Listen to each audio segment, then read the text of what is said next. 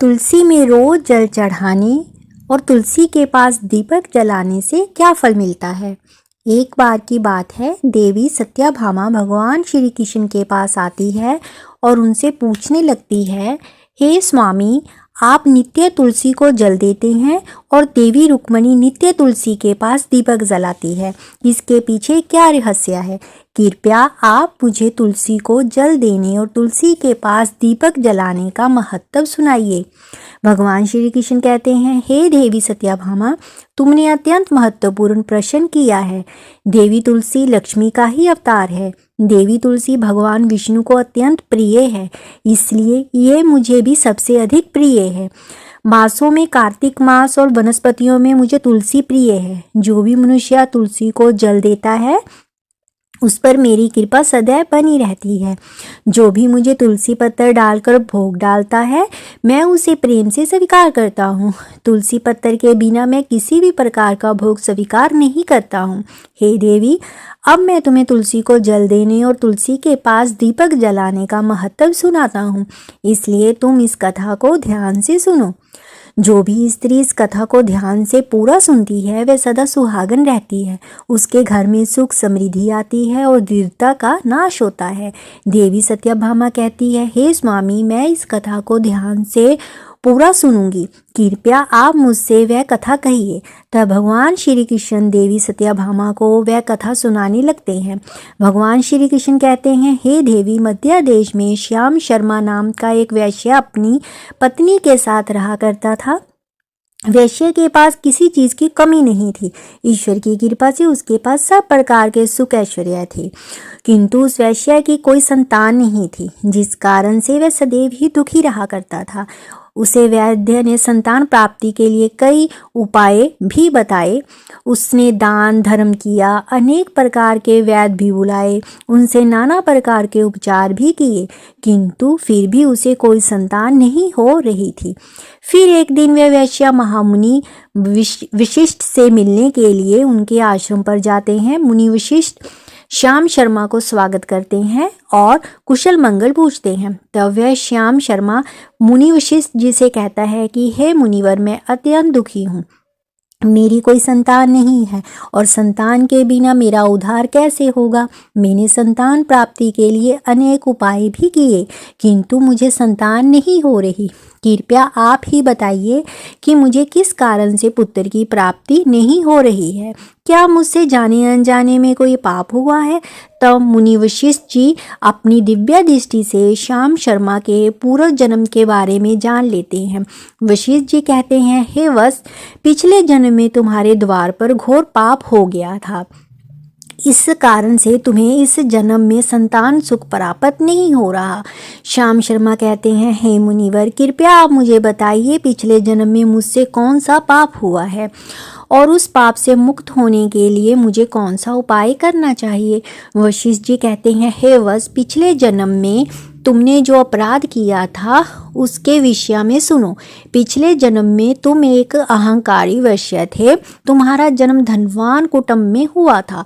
तुमने पिछले जन्म में एक गाय को अत्यंत दुख दिया था। एक दिन एक गाय भूख और प्यास से व्याकुल होकर तुम्हारे दरबार पर आई थी, किंतु तुमने उस गाय को ना रोटी खिलाई, ना चारा खिलाया और ना ही उसे जलपान कराया। तुमने बड़ी ही निडरता से उस गाय को अपमानित करके घर से निकाल दिया।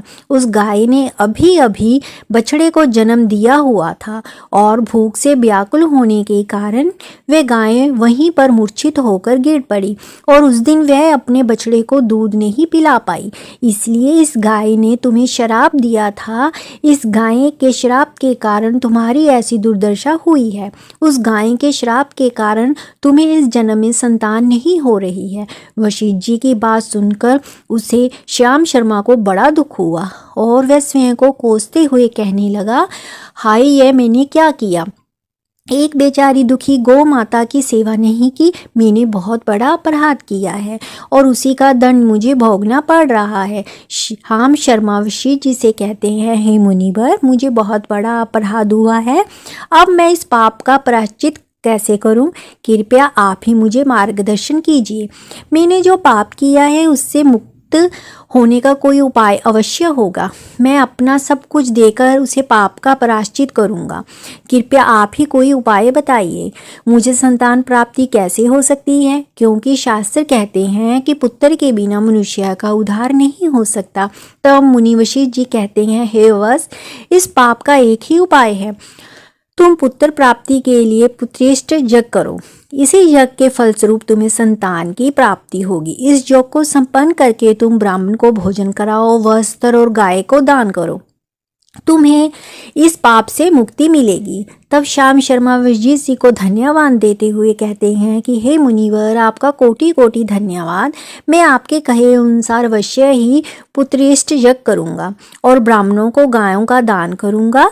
इतना कहकर वह श्याम शर्मा शीघ्रता से अपने घर पर लौट आता है और अपनी पत्नी को सारी हकीकत सुनाता है। फिर वे दोनों ही पुत्रेष्ट यज्ञ की तैयारी करते हैं। अनेक ऋषि मुनियों को निमंत्रण देकर वह श्याम शर्मा पुत्रेष्ट यज्ञ संपन्न कराते हैं और उन ऋषि मुनियों तथा ब्राह्मणों को गायें का दान करते हैं। यज्ञ के संपन्न होने के पश्चात यज्ञ की आग से अग्निदेव प्रकट होते हैं और श्याम शर्मा से कहते हैं, हे श्याम शर्मा, आज तुम्हारे यज्ञ सफल हुआ है। तुमने पुत्र प्राप्ति के लिए यज्ञ किया था, इसलिए तुम्हें मेरी कृपा से एक पुत्र की प्राप्ति होगी।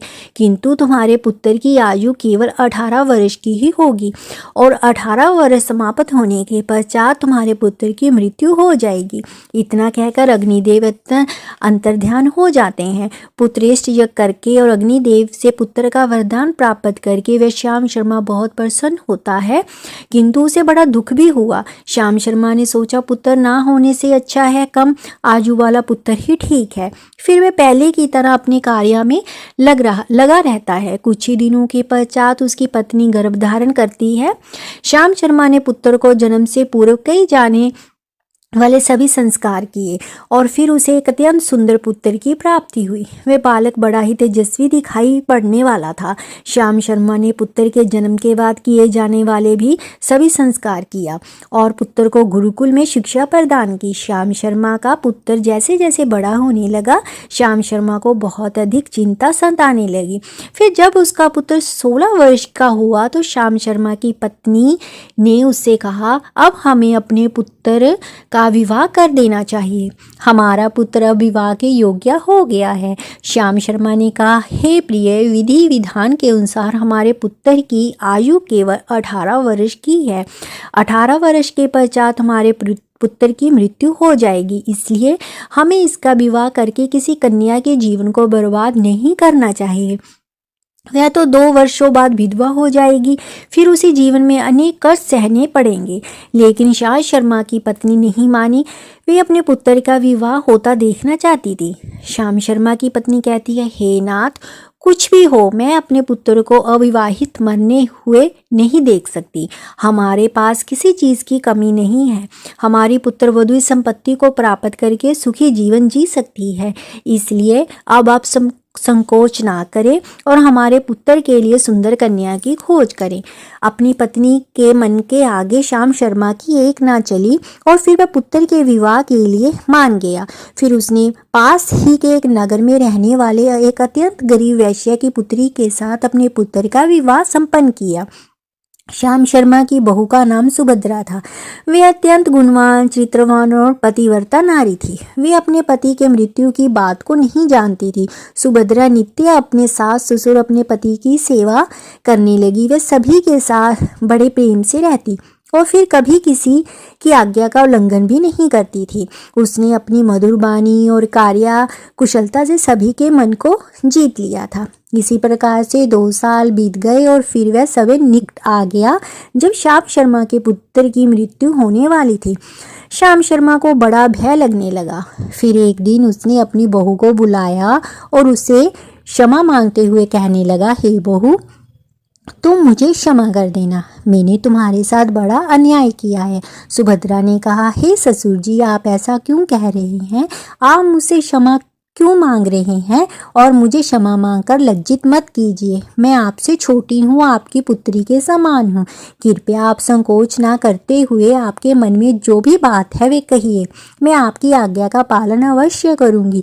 फिर श्याम शर्मा कहने लगे, हे पुत्री, तुम कल्याणी हो, तुम एक महान पतिव्रता हो, किंतु मेरे पुत्र के साथ तुम्हारा विवाह होने से पूर्व मैंने तुमसे एक बात छुपाई है।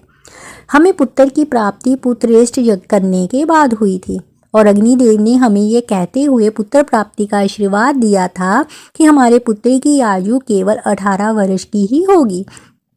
18 वर्ष के बाद हमारे पुत्र की मृत्यु हो जाएगी। हमने अपने ससुर की बात सुनकर सुभद्रा ने कहा, हे ससुर जी, बस इतनी सी बात, आप चिंता ना कीजिए। मैं आपको वचन देती हूँ कि आपके पुत्र वधू मैं कभी विधवा नहीं होंगी। आपके पुत्र के प्राणों की रक्षा मैं करूँगी। आप बस मुझे एक दीपक, जल का घड़ा और एक गाय लाकर दीजिए। मेरे पति के प्राणों की रक्षा इन्हीं से होगी। सुभद्रा की बात सुनकर श्याम शर्मा को बड़ा आनंद हुआ और वे कहने लगे, हे बहू, जैसी तुम्हारी इच्छा, मैं तुम्हें वे सब चीज़ें लाकर देता हूँ। इतना कहकर श्याम शर्मा ने अपनी बहू को वे तीनों चीज़ें लाकर दी। फिर जब वह दिन निकट आया जिस दिन सुभद्रा के पति की मृत्यु होने वाली थी, उस दिन सुभद्रा ने सुबह उठते ही तुलसी को जल चढ़ाया, उसे प्रणाम किया और तुलसी के पौधे पर एक चुनरी बांधी और तुलसी माता से प्रार्थना की कि हे तुलसी माँ, मैं आपके चुनरी चढ़ा रही हूँ, कृपया अब तुम ही मेरी सुहाग की रक्षा करना। फिर वह सुबह के समय यमराज का एक दूत श्याम शर्मा के पुत्र के प्राण लेने के लिए उसके घर पर आ गया। जैसे ही वह घर में प्रवेश करने लगा तब तुलसी के पौधे ने उसे रोक दिया और कहा, हे यमदूत, तो इस घर में निवास करने वाली स्त्री ने मुझे चुनरी चढ़ाई है और इसलिए अब इसके सुहाग की रक्षा मैं कर रही हूँ। तुम इसके घर में प्रवेश नहीं कर सकते। इतना कहकर तुलसी ने यमराज के उस दूत को घर में जाने से रोक दिया। वह दूत भयभीत होकर सुभद्रा के पति के प्राण लिए बगैर ही यमपुरी में लौट गया। यमपुरी में जाकर उसने यमराज से कहा, हे धर्मराज, मैं धरती लोक पर एक पुरुष के प्राण लेने के लिए गया था, किंतु तुलसी के पौधे ने मेरा रास्ता रोका। उस तुलसी के पौधे के कारण मैं घर में प्रवेश नहीं कर पा रहा हूँ। इस बात पर यमराज को बड़ा क्रोध आ गया। फिर उन्होंने कहा, अन्य दूत को बुलाया और कहा, तुम अब शाम के समय सुभद्रा के घर जाओ। जब तुलसी का पौधा सो रहा होगा तुम उसके पति के प्राण लेकर यमलोक आ जाना। फिर शाम के समय यमराज के दो दूत सुभद्रा के घर की ओर निकल पड़े। सुभद्रा ने शाम होते ही तुलसी के पास एक दीपक जला दिया और उससे प्रार्थना की कि हे दीपक, अब तुम ही मेरे पति की प्राणों की रक्षा करो। यह के दूत मेरे पति के प्राण देने के लिए आ रहे हैं। फिर शाम हो गई, तुलसी के पौधे सो गया और यमराज के दो दूत सुभद्रा के घर के सामने आकर खड़े हो गए और सोचने लगे, अब तो इस मनुष्य के प्राण लेकर ही हम यमराज लौटेंगे, यमपुरी में लौटेंगे। जैसे ही यम के दूत सुभद्रा के घर में प्रवेश करने लगे, तुलसी के पास लगाए हुए दीपक ने उनका रास्ता रोक दिया और कहा, हे दूतों, तुम अब इस सुभद्रा के पति की प्राण नहीं ले सकते। उस स्त्री ने मुझे प्रज्वलित किए के उसके पति की प्राणों की रक्षा करने की प्रार्थना की है, इसलिए अब मैं उसके पति के प्राणों की रक्षा कर रही हूँ। इसलिए तुम आज उसके पति के प्राण नहीं ले जा सकते। तुम यहीं से लौट जाओ, नहीं तो मैं सब कुछ जलाकर भस्म कर दूंगी और फिर अग्नि में तुम दोनों को भी जलाकर भस्म कर दूंगी। उस दीपक की बात सुनकर यमराज दोनों दूत अत्यंत भयभीत हो गए और फिर से लौट गए, यमराज के पास चले गए। वहां पर जाकर उन्होंने यमराज को सारा वृत्तांत सुनाते हुए कहा, हे यमराज, आपकी आज्ञा का पालन करते हुए हम दोनों शाम के समय उस पुरुष के प्राण लेने के लिए गए थे, किंतु तुलसी के पास लगाए हुए दीपक ने हमारा रास्ता रोक लिया, इसलिए हम खाली हाथ ही लौट आए। ये सुनकर यमराज को बड़ा क्रोध आ गया। फिर उन्होंने अन्य 4 दूतों को बुलाया और कहा, अब तुम सुबह उस सुभद्रा के जागने से पहले जाओ और उसके पति के प्राण लेकर आ जाओ। यमराज की आज्ञा पाकर दूत सुबह सुभद्रा के घर की तरफ जाने लगे, लेकिन इधर सुभद्रा ने रात को ही घर के दरवाजे के सामने जल से भरा हुआ लोटा रख दिया और उससे प्रार्थना की, मेरे पति की रक्षा कीजिए, यम के दूत मेरे पति के प्राण लेने के लिए आ रहे हैं। अब आप ही मेरे सुहाग की रक्षा कर सकते हैं। इतना कहकर वे सुभद्रा सोने के लिए चली गई। इधर यम के दूत सुबह सुभद्रा के जागने से पहले ही उसके घर पर पहुंचे। जैसे ही वे घर के अंदर प्रवेश करने लगे, तब उस लोटे के अंदर भरे हुए जल ने कहा, तुम रुक जाओ, अब तुम इस घर में प्रवेश नहीं कर सकते। यह घर अब मेरी सुरक्षा में है। मैं सुभद्रा के पति के प्राण तुम्हें लेकर जाने नहीं दूंगा। अगर तुमने इस घर में प्रवेश किया तो मैं नरक की अग्नि को बुझा दूंगा, जिससे सारा नरक लोक डूब जाएगा। ये सुनकर यमराज बेचारे दूत घबरा गए और एक दूसरे की तरफ देखकर उस स्थान से भाग गए। वे सभी यमदूत यमराज के पास लौट गए और उनसे कहने लगे, हे धर्मराज, आपकी आज्ञा का पालन करने के लिए हम चारों सुबह सुभद्रा के जागने से पहले ही उसके पति के प्राण लेने के लिए पहुंच गए थे, किंतु सुभद्रा के घर के बाहर रखे हुए जल के लोटे ने हमारा मार्ग रोक लिया और इसी कारण से हम उसके घर में प्रवेश नहीं कर सके। अब यमराज को बहुत ही अधिक क्रोध आ गया। इस बार उन्होंने 8 यमदूतों को बुलाया और कहा, हे यमदूतों, अब शीघ्रता से जाओ और बलपूर्वक उस मनुष्य के प्राण खींचकर यमलोक लेकर आओ। फिर वे 8 यमदूत यमराज की आज्ञा का पालन करते हुए पृथ्वी लोक पर उस सुभद्रा के घर के पास आते हैं तो देखते हैं उस सुभद्रा के घर के सामने एक गाय खड़ी है। सुभद्रा ने यमदूतों के आने से पहले ही अपने घर के सामने गाय को बांध दिया था और गौ माता से विनती की थी कि हे गौ माता, आज यमदूत मेरे पति के प्राण लेने के लिए आ रहे हैं। अब आप ही मेरे सुहाग की रक्षा कर सकती हैं। हे गौ माता, आपकी शरण में आई हूँ, कृपा मुझे विधवा होने से बचा लीजिए। उस गाय ने कहा, हे पुत्री, तुम चिंता मत करो, तुम्हारे पति के प्राणों की रक्षा मैं स्वयं करूंगी। मेरे होते हुए यम के दूत तुम्हारे घर में प्रवेश नहीं कर पाएंगे, इसलिए तुम चिंता से मुक्त होकर घर में अपने पति की सेवा करो। फिर जैसे ही वे यमदूत घर के अंदर प्रवेश करने के लिए आगे बढ़ते हैं, तब वह गाय उन्हें रोक देती है और कहती है, इस घर में तुम लोग प्रवेश नहीं कर सकते। इस घर की रक्षा मैं कर रही हूँ। मेरे रहते कोई भी इस घर के अंदर प्रवेश नहीं कर सकता। यदि तुमने घर के अंदर प्रवेश करने का प्रयत्न किया तो मैं तुम्हें सभी को श्राप दे दूंगी और अगर तुम्हें इस घर के अंदर प्रवेश करना है तो तुम्हें पहले मेरे प्राण लेने पड़ेंगे और तुम सभी को गौ हत्या का पाप लगेगा, जिसका कोई प्रायश्चित नहीं है। वहां पर उपस्थित सभी यमदूत गाय के द्वारा श्राप देने की बात सुनकर भयभीत हो गए। वे जानते थे कि गाय के द्वारा दिए गए श्राप से कोई मुक्ति नहीं कर सकता और गौ हत्या तो संसार का सबसे जघन्य अपराध और महापाप है, जिसका कोई भी प्रायश्चित भी नहीं है। इसलिए वे सभी वहां से लौटकर यमराज के पास चले गए। यमपुरी जाकर उन यमदूतों ने यमराज को सारा वृत्तांत सुनाते हुए कहा, हे धर्मराज, उस सुभद्रा के पति के प्राणों की रक्षा एक गाय कर रही है। उस गाय ने हमें श्राप देने की बात कही है, इसलिए हम सभी भयभीत होकर वापस लौट आए हैं। हम भी गाय का सम्मान करते हैं। उन यमदूतों की बात सुनकर यमराज आग बबूला हो गया और स्वयं भैंस पर सवार होकर पृथ्वी लोक की ओर निकल पड़े। यमराज अपनी भैंस पर सवार होकर सुभद्रा के घर के पास चले आते हैं। यमराज को अपने घर के सामने खड़ा हुआ देखकर सुभद्रा भयभीत हो जाती है और जल्दी से जाकर यमराज के चरण स्पर्श करके उन्हें नमस्कार करती है और उनकी स्तुति करने लगती है। हे यमराज, आप तो तीनों लोगों के प्राणियों पर कृपा करने वाले महान देवता हैं। इस संसार के समस्त प्राणियों के पाप और पुण्य का लेखा जोखा आप अपने पास रखते हैं। हे न्याय के देवता धर्मराज, मैं सत्य धर्म का पालन करने वाली पतिव्रता स्त्री हूँ। मैं आपको बारंबार नमस्कार करती हूँ, कृपया मुझे आशीर्वाद दीजिए। सुभद्रा के द्वारा की गई स्तुति से यमराज अत्यंत प्रसन्न होते हैं और उसे अनजाने में सदा सुहागन रहो ऐसा कहकर आशीर्वाद देते हैं। फिर जब यमराज सुभद्रा के पति के प्राण लेने जाने के लिए आगे बढ़ते हैं तो सुभद्रा कहती है, हे धर्मराज, आपने अभी मुझे सदा सुहागन रहने का आशीर्वाद दिया है और अब आप मेरे पति के प्राण लेने जा रहे हैं, इससे तो आपका आशीर्वाद झूठा साबित हो जाएगा। ये सुनकर धर्मराज रुक जाते हैं और सुभद्रा की ओर देखकर मुस्कुराने लगते हैं। सुभद्रा के निर्मल हृदय और अपने पति के प्रति समर्पण भाव को देखकर यमराज अत्यंत प्रसन्न होते हैं। सुभद्रा की ओर देखकर यमराज कहते हैं, हे पुत्री, आज तुमने साक्षात मृत्यु को ही पराजित किया है। मैं तुम्हारे पतिव्रता धर्म से अत्यंत प्रसन्न हूँ। अब मैं तुम्हारे पति के प्राण छोड़ देता हूँ। तुम्हारी जो भी मनोकामना है वह मुझसे मांग लो।